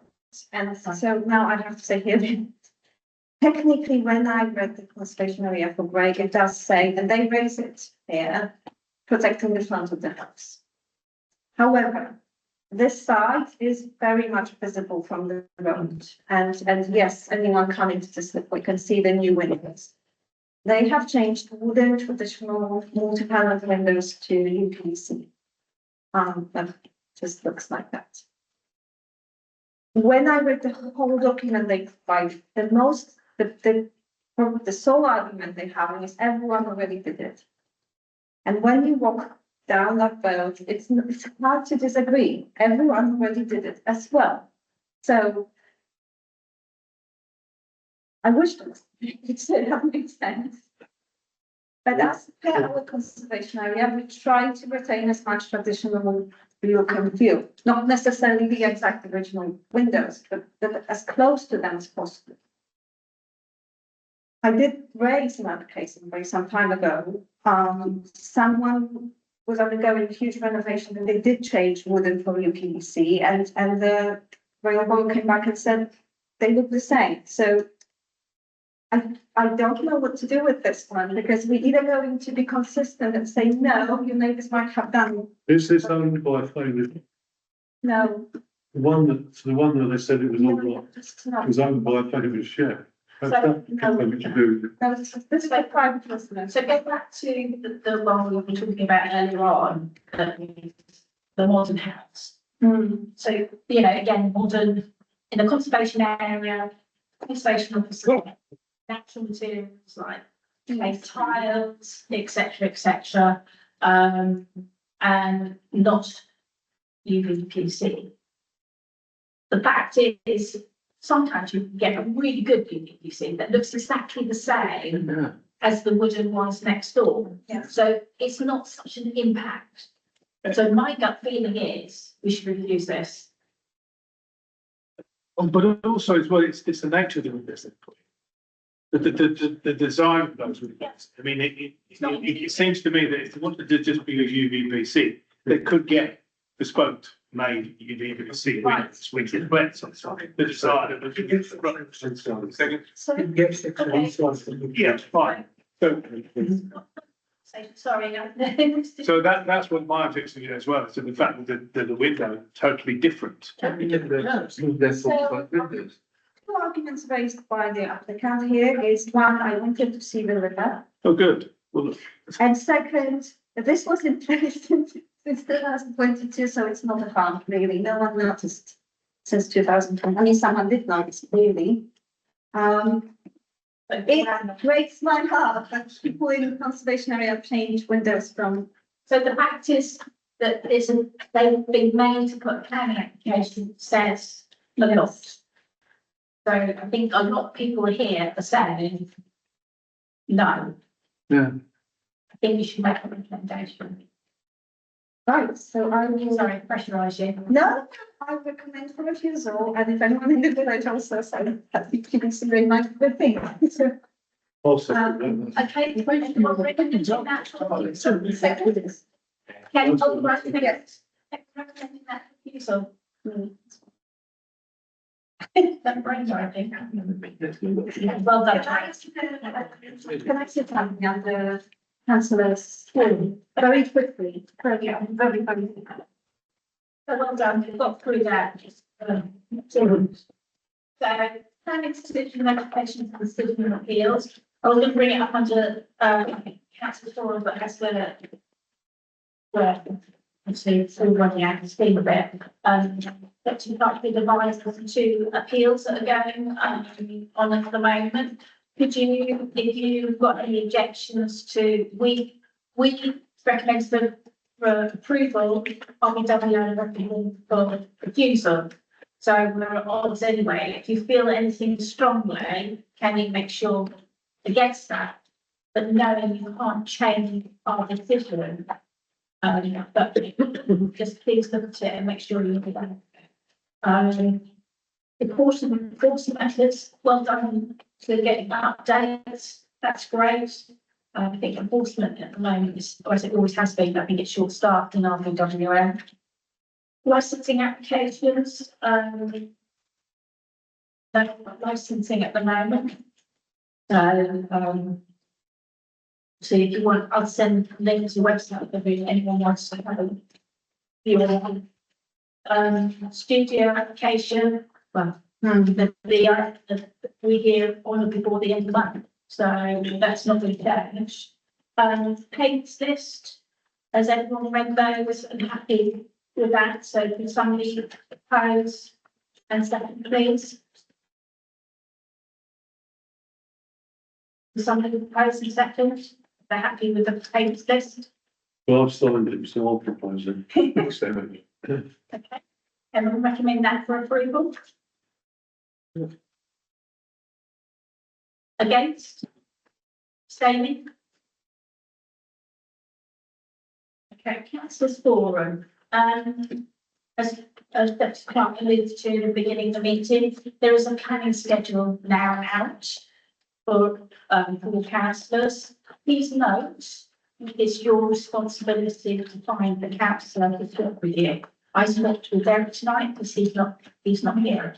So it's your responsibility to make sure you find somebody else to do that. So please look separately the new councillors and onto the new councillors, and as we've always done in the past, we have a buddy. So Joanna's kindly agreed to buddy Steve, and I will buddy Mike. And when they come to doing their applications, we will work with them just to go through how we work, to give some pointers, so that you're not totally on your own.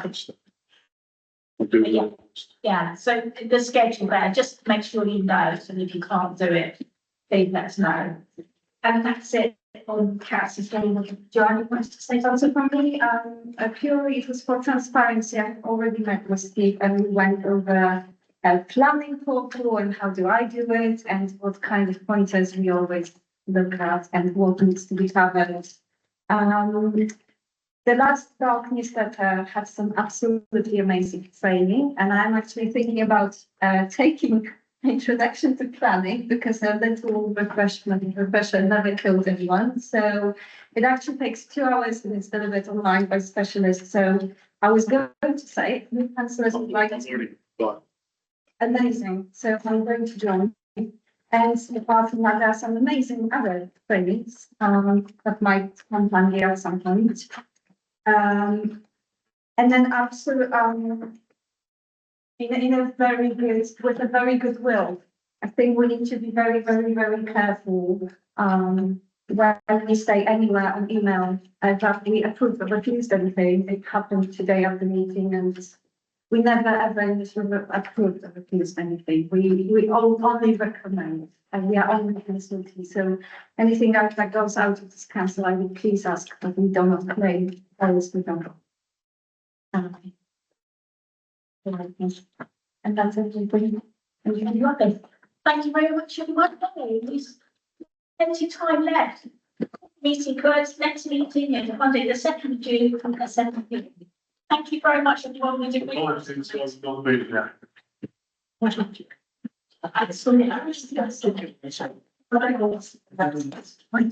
Sorry.